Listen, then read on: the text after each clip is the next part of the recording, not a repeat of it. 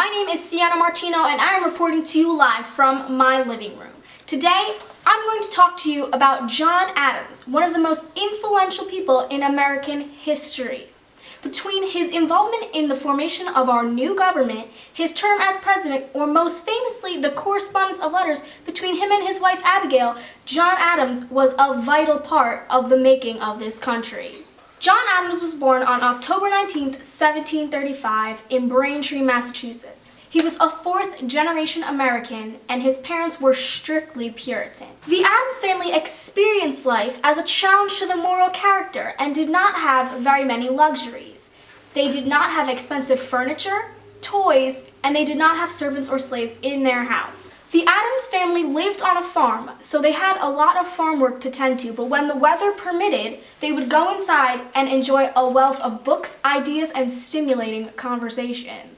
This is what began to build Adams' interest in knowledge, and at just the age of 15, he enrolled in Harvard University. Wow. After he graduated, he took up a job as a grammar school teacher, but found that it wasn't the job for him. This is, however, when he started to write his first diary, and that is what snowballed into his future career in law and politics. John Adams is most well known for his correspondence of letters between him and his beloved wife, Abigail. The two were allegedly crazy for each other. They lived apart more than they lived together, so they used the letters as a way to keep intimacy and love between them. The two wrote over 1,100 letters between the time of their courtship in 1762 to the end of Adams' political career in 1801. Some of the topics the two covered in their letters were John's descriptions of the Continental Congress and his impressions of Europe while he served in various diplomatic roles, as well as Abigail's updates about their family, farm, and news of the Revolution's impact in the Boston area. One of the letters that stands out the most, however, is the one from John to Abigail on July 3, 1776. This letter was written the day after the Second Continental Congress decided that independence was inevitable. Adams considers Abigail his equal and values her opinion on all subject matter. In his letter, he explains his views and predictions about the situation and seeks her thoughts on the newly chosen destiny of the states. In the first paragraph of his letter, John Adams explains how different everything would be if they had tried to make a declaration of independence 7 months prior to when they did. He explains that there would be both pros and cons. He says, "We might have, before the hour, formed alliances with foreign states." This letter was happening just as the British were beginning to let the Canadians move into the Ohio Territory, land that the colonists fairly won, and the colonists were not happy about it. This is what sparked them to start to rebel against Great Britain and eventually declare their independence. This is where Adams mentions that they could be in possession of Canada. Many of the colonists thought that they should rally up and take back the land that was rightfully theirs, but many disagreed. Some thought that they should be in control of Canada. Some thought that they should fight Canada, and others thought that they should just leave things where they were. Adams proceeds to explain that all of that disagreement would have caused a major conflict if they tried to declare independence. My bowl! Adams then moves on from Canada and begins to discuss smallpox. Smallpox was a major conflict during this time period because it would break into random epidemics. That's right, random epidemics. There was an outbreak in Massachusetts at this time. This is where there were many soldiers stationed, and they began to fall victim to the disease. This put the Continental Army in no condition to defend the states if something had gone wrong in their pursuit of independence. This is yet another reason, Adams states, that independence could not have been successful earlier than they declared it. Adams begins his third paragraph. On the other hand, the delay of this declaration to this time has many great advantages attending it. After spending the time explaining what it could have been like if they declared independence 7 months prior, he began to talk about what it was like that they declared independence now. By this time, people's hopes in fixing things with Great Britain were extinguished. This helped everybody get on the same page about the fight for independence. The extra time also gave the colonists and the Continental Congress time to ensure that they were doing what was right for their nation.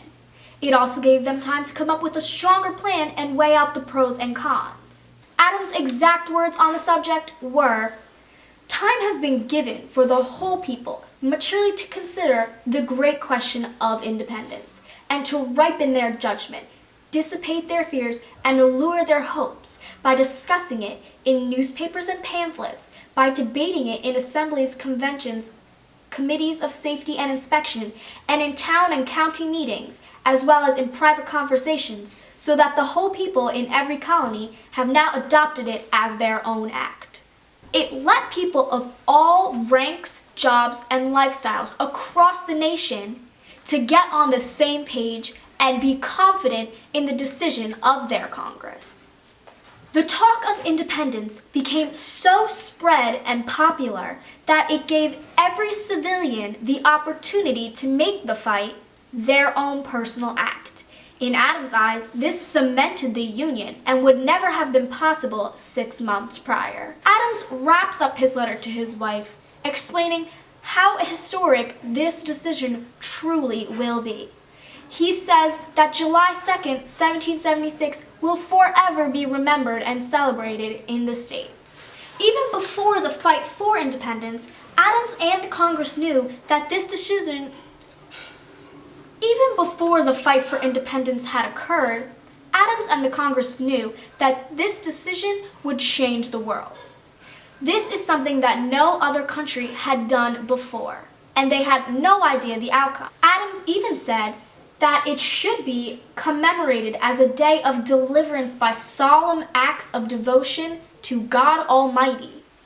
Just the thought of something so new and unexplored got the men extremely excited for what the future had to bring. Adams fantasized about how this day would bring games, food, and parties to the future generations of the States, and that it would forever be remembered. He tells Abigail that she will think he is overjoyed and of too much enthusiasm, but he is not. He knows that it will take an immense amount of hard work, sacrifice.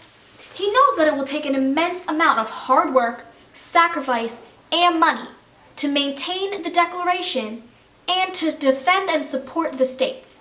But he says that even through the bloodshed, he sees hope and prosperity in the future.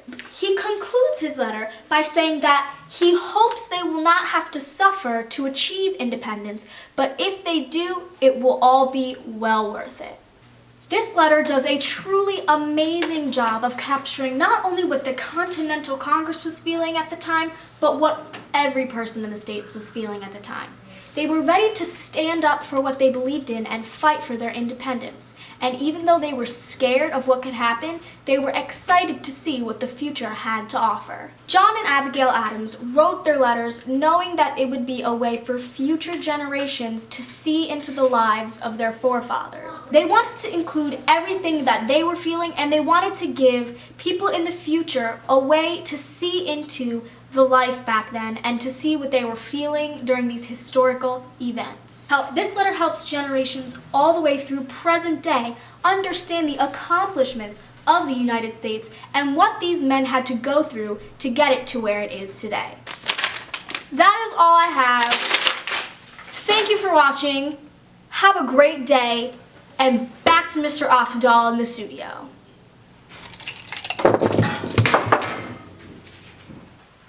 That's a wrap.